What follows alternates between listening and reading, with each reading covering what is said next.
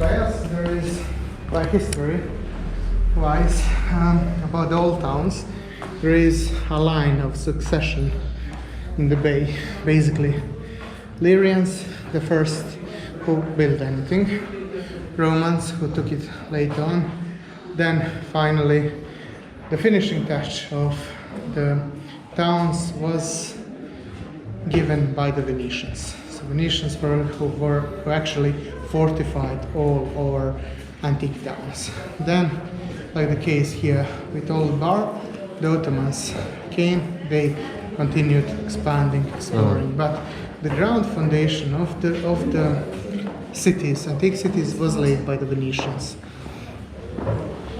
This is why we have the line of St. Mark always present in the old towns.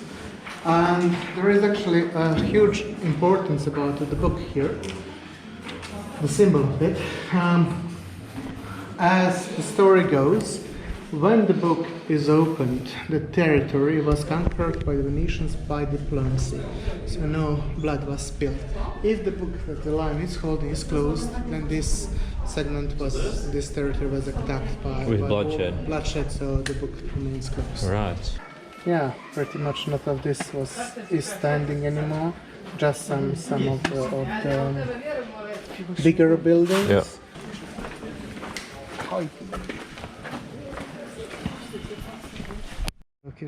From here you can see the harbor. So to protect the city, they intentionally built it here on the cliff, because here we had pirates. The town of Bar is 4 kilometers that way. So, and then when Old Bar was abandoned, they moved the whole population, people moved onto the other side of the mountain, closer to the ocean. Closer to the ocean, because there was no danger of pirates or anything more. The main harbor of Montenegro, so that's where also the merchandise comes in, but there is also one side we can see for public transportation, the ferry to Bar. Well, they say Bar got the name because it is across from Bari. Antique Bar, Italy. Anti-Bar, yeah. On the other side of Bar, because in a straight line we get Bar. Yeah, right. You're like an angel, Pavle. Yeah. Before the Slavs, it was the Illyrians? Illyrians. Yeah, Illyrians and the Romans. So the Illyrians were different from the Romans? Yeah, they were like tribes. Illyrians came, we think, from Greece, from that region, and they built their own first cities around here. But the Illyrians were like tribe people, so they had different kingdoms, separated ones. They only gathered together to fight off the Romans, but they didn't manage to. And the Romans conquered the Illyrians. Some they mixed together with them. While afterwards the Slav invasion came, South Slavs, around the 5th, 6th century they started coming, and they pushed back the Romans. Really? And where did the Slavs come from? From the Caucasus region, so from the Russian. So they kind of came from the northeast. Northeast, yeah. So the Slavs, they divided into 3 fragments: East Slavs, West Slavs, and South Slavs. Correct.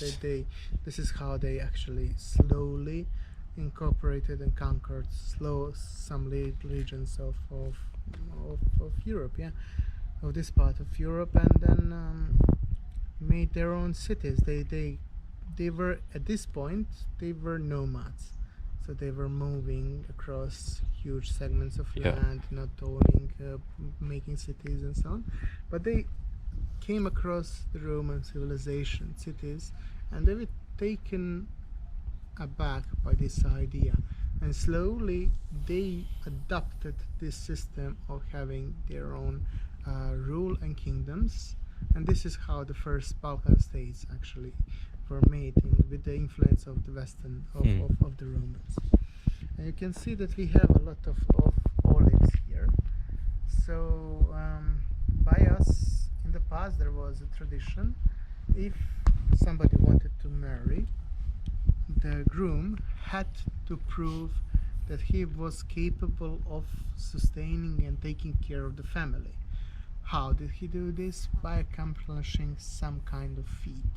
Usually this was about planting a certain amount of trees, olives, or making a field, or if he didn't have a land to do something to show that he was capable of sustaining his family. Yeah. This is why we have so much huge plantations of tree. In the Bay of Kotor, we have a town which is called Stoliv, which roughly translated is 100 olives.